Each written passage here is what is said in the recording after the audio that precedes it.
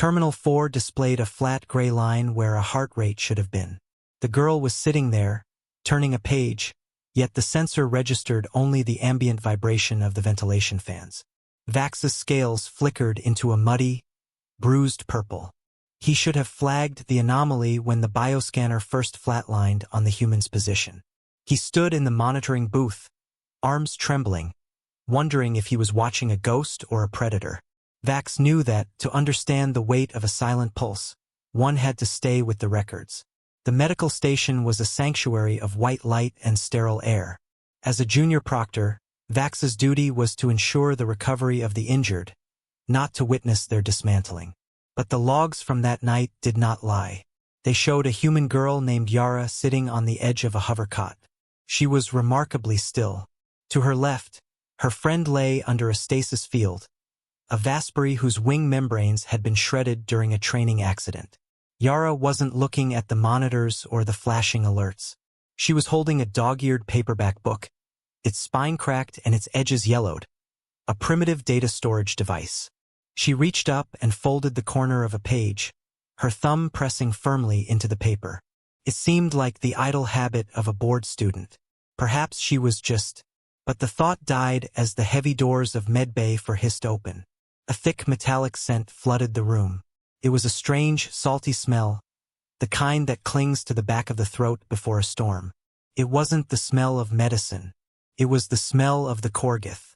5 of them entered.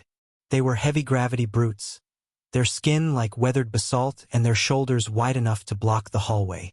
The lead Korgoth, a cadet with a jagged scar running across his visual ridge, didn't look at the medical equipment. He looked at Yara. He looked at the Vespri under the stasis field. The commander said the report was incomplete, the Korgoth rumbled. The sound was a low-frequency vibration that made the glass vials on the nearby trays rattle. We're here to finish the data entry. Yara did not look up. She didn't even flinch at the sound. Her eyes remained fixed on the yellowed pages of her book. Back in the monitoring suite, Vax's primary display began to hiss with static. The bioscanner was struggling. It wasn't just Yara anymore. As the Korgoth approached, the sensors began to pick up the massive caloric output of the heavy-gravity species. Their heartbeats were like sledgehammers, rhythmic and violent. The contrast was terrifying. On one side of the screen, 5 erupting volcanoes of biological energy. On the other, a void. Yara slowly reached out and dog-eared another page. This time, Vax noticed the diagram on the visible leaf through the high-resolution zoom. It was a structural map of a Korgoth's secondary nervous system, specifically the clusters near the cervical vertebrae where their dense muscle plates overlap. She wasn't reading a story. She was reviewing a map. "The girl is broken," one of the Korgoth mocked, his voice a wet growl. "She can't even hear you, Krell." Krell stepped closer. His shadow swallowed the hovercot and the small human perched upon it. He reached out a massive 3-fingered hand and swiped the paperback book from Yara's grip. The book fluttered through the air like a wounded bird before hitting the floor with a dull thud. The silence that followed was absolute. In the monitoring room, Vax adjusted the gain on the internal microphones. He expected a scream. He expected a plea for mercy. Humans were supposed to be fragile, their bones prone to snapping under the slightest pressure from a Korgoth's grip. They were the ones who needed the medbay more than any other species in the Academy. Yara didn't scream. She looked at the book on the floor. Then she looked up at Krell. Her face was a mask of terrifying neutrality. There was no sweat on her brow, no trembling in her hands. The bioscanner on the desk finally flickered to life, providing a singular, chilling data point. Yara's pulse was 60 beats per minute. It was a perfect, unwavering rhythm maintained through extreme parasympathetic vagus nerve control. This was a biological feat usually reserved for deep-sea divers or apex predators in a state of hyperfocus. "I found that in a lost and found," Yara said. Her voice was quiet, lacking any tremor of fear. "It took me 3 weeks to find a copy with the correct anatomical plates." Krell laughed, a sound like grinding stones. He raised a heavy foot, positioning it directly over the fallen book. "It's trash now." He brought his weight down. The paperback book vanished beneath the sole of his boot, the spine snapping with a crack that echoed through the bay. Yara didn't look at the book anymore. She stood up.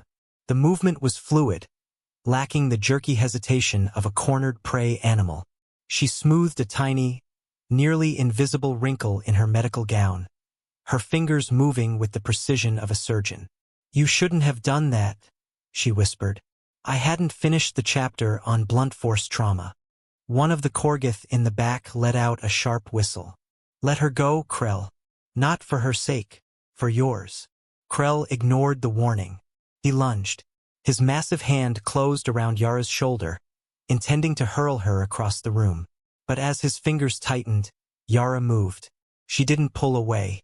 She moved into the strike, her smaller frame sliding beneath his guard with a velocity that the monitors barely captured. The first sound wasn't a hit. It was a wet, sickening crunch. Krell's massive arm didn't just stop. It inverted. Yara had placed a single palm against his elbow and used his own momentum against the joint. The heavy-gravity brute let out a sound that Vax would never forget.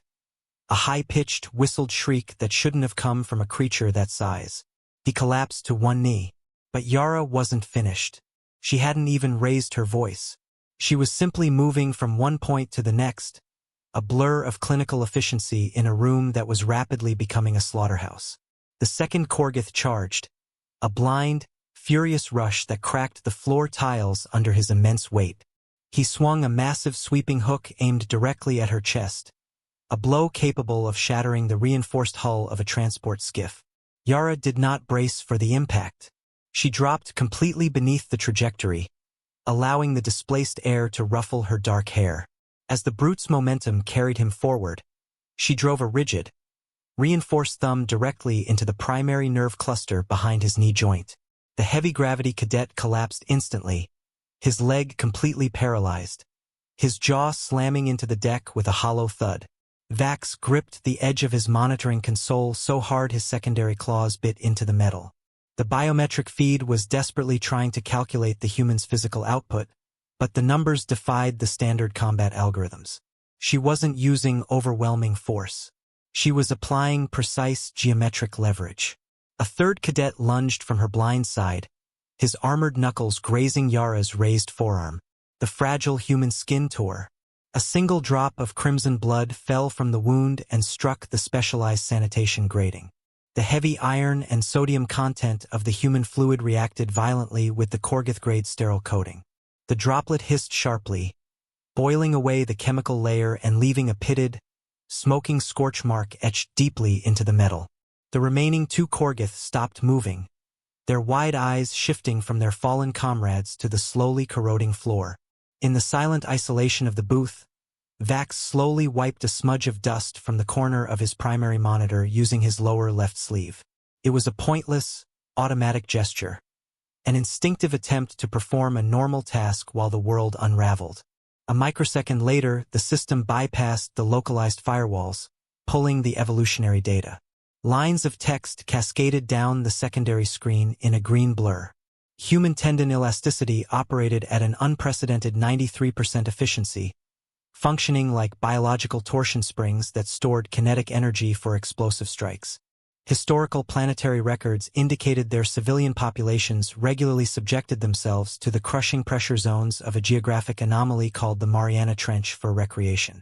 Finally, the metric blinking in the red corner confirmed Yara had been awake for over 72 consecutive hours without suffering a single measurable drop in cognitive processing or fine motor control. The fourth cadet took a slow step backward. His dense armor plates, which had fused tightly across his chest for combat, suddenly began to shift. A rapid succession of metallic clicks echoed through the quiet bay as the protective plates unlocked, opening his throat and vital organs to attack. It was an involuntary biological reflex, a deep-seated surrender posture his species had not utilized in over 3 millennia. The heavy doors slammed open. The emergency medical response team flooded into the bay, anti-grav stretchers humming ahead of them. They had been scrambled under a code black alert, fully expecting to find the fragile human pulverized into organic paste. Instead, they froze, staring at the center of the room. Yara was kneeling on the scarred floor next to Krell. She had stripped the tough fabric from his academy uniform and was methodically applying a rigid tourniquet to his inverted arm, efficiently triaging the massive creature she had just dismantled to prevent hemorrhagic shock. The ceiling camera zoomed in on the lead Loxian medic, a veteran field officer named Celis. Celis always carried a pouch of sweet-smelling ocean kelp to calm frightened, injured cadets during chaotic trauma events. But right now, his fluid-filled visual sacs were vibrating rapidly in unchecked primal panic. Behind Vax, the reinforced door to the observation booth hissed. A senior intelligence officer stepped out of the dark hallway, his eyes fixed firmly on the live feed. He leaned over Vax's shoulder, his voice barely a rasp. "We've been watching the wrong species." The heavy weight of dread finally settled in the room, suffocating the sterile air. By morning, the base commander would issue a station-wide directive from the locked, secure safety of her private quarters, immediately canceling all close-quarters combat training indefinitely. Even today, when she smiles across the cafeteria, the ridges along Vax's spine vibrate with a cold, piercing terror. Vax stared at the broken spine of the paperback book lying discarded on the floor. It was not a fragile, primitive artifact. It was a precise calibration tool. The heavy gravity Korgoth weighed over 800 pounds. Yara had memorized the exact mass, density, and page count of that specific anatomical textbook, using it as a calculated mental fulcrum to measure the exact leverage required to snap a Korgoth's skeletal structure without exerting lethal force. Yara sat back on the edge of the hover cot. She picked up the two torn halves of her book from the pitted floor. She aligned the broken edges of the spine, smoothing the torn paper with a blood-stained thumb. In the corner of the room, Krell's ragged breathing rattled against the metal walls. She turned to the next dog-eared page.